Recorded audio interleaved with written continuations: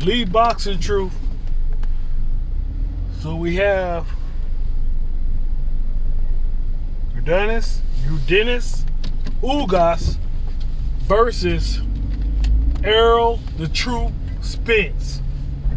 Yes, guys, they are letting them fight for the WBA title. So like Errol Spence said before, it's strap season. And I just like this because Errol Spence is doing what he said he's going to do. Regardless of how many people are trying to hate on him, how many people are bashing him, Errol Spence Jr. is doing exactly what he said he's going to do. He said he's going to clean out on his side of the street. He's going to collect the belts.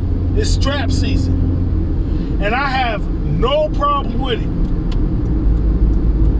And I want this fight to happen hopefully in February or March.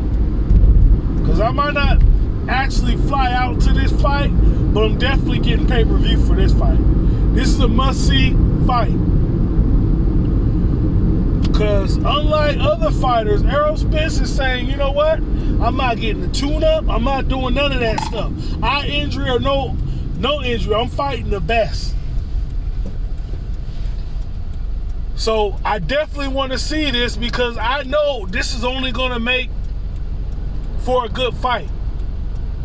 We're talking about your Dennis Ugas, the guy who gave Pacquiao a hard time, the guy who is a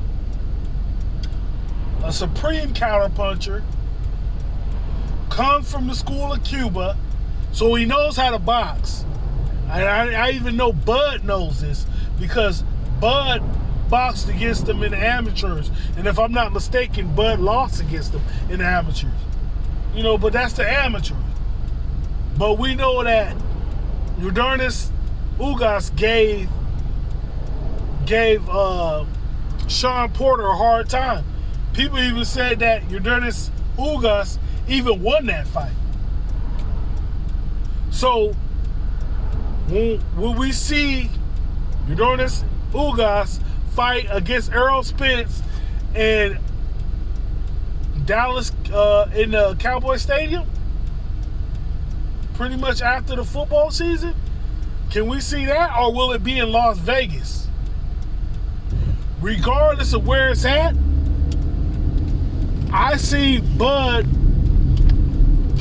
going against Ugas, and if he wins this fight, there's always an if, because you're not just coming in there and just, Ugas is not coming there just to lay down for Errol Spence Truth. He don't care who it is.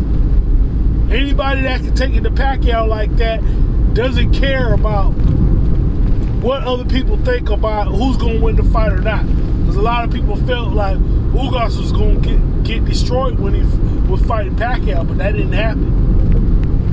So if Errol Spence so happens to beat Ugas, he gets 3 belts. There's no more negotiating who's the A side or the B side, because them 3 belts will tell you right then and there that Errol Spence is the A side, which I already felt he was the A side before, before the 3 belts. So if he gets the 3 belts, definitely going to be the A side. And then he gives us that Terrence Crawford fight at 147, hopefully.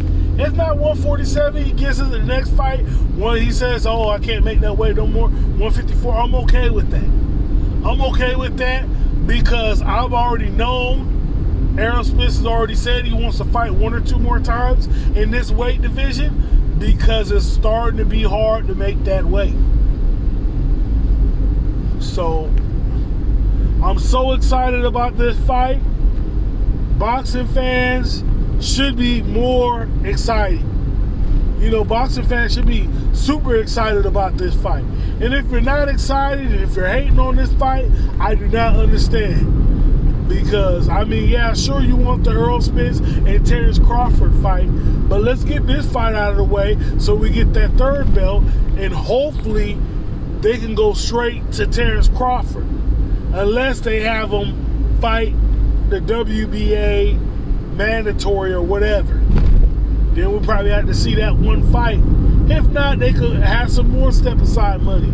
I don't mind these fighters taking step aside money, especially if it means we're going to get the Errol Spence and Terrence Crawford fight. I believe nobody's going to say, oh no, that's ducking, don't do that. No, everybody's going to be like, go ahead, give them the step aside money, because we want to see who the best is at 147. And possibly one of the best pound for pound. So with that being said, it's Lee's Boxing Truth. I want you to like, comment, please subscribe.